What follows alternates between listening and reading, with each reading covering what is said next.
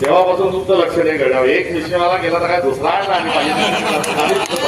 धुळ्यातील काँग्रेस भवनासमोर प्रचार शुभारंभासाठी उपस्थित असलेल्या काँग्रेस प्रदेशाध्यक्ष हर्षवर्धन सपकाळ यांनी माजी आमदार कुणाल पाटील यांच्यावर नाव न घेता जोरदार टीका केली.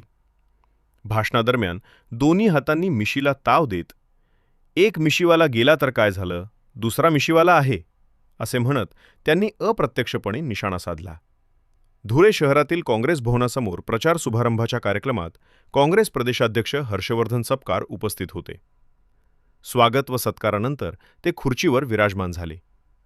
यावेळी त्यांनी सहज मिशीला ताव दिला. मात्र हा ताव केवळ सहज नव्हता, हे त्यांच्या भाषणातून स्पष्ट झाले.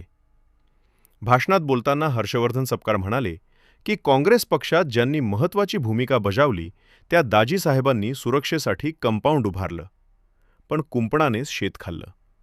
जे रोपटं होतं तेच पक्षात टिकून राहिलं नाही.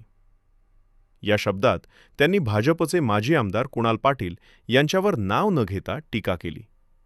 यावेळी त्यांनी दोन्ही हातांनी मिशीला ताव देत एक मिशीवाला गेला तर काय झालं, दुसरा मिशीवाला आहे असे म्हणत त्यांनी तग धरायला हवा होता.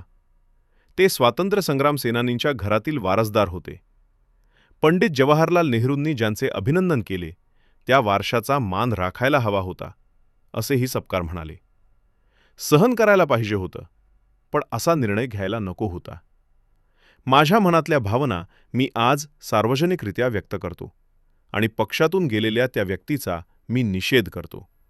अशा शब्दात हर्षवर्धन सपकाळ यांनी माजी आमदार कुणाल पाटील यांच्यावर अप्रत्यक्ष टीकेची झोड उठवली. आता ते विविध उद्योग उभा करत असताना आपण वेळ दिला, श्रम दिला, कष्टा घालल्या आणि एक सुरक्षिततेकरता एक कंपाऊंडही केलं.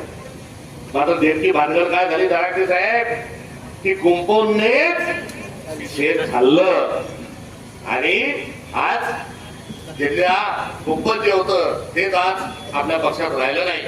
याबद्दल मी घेतलेल्या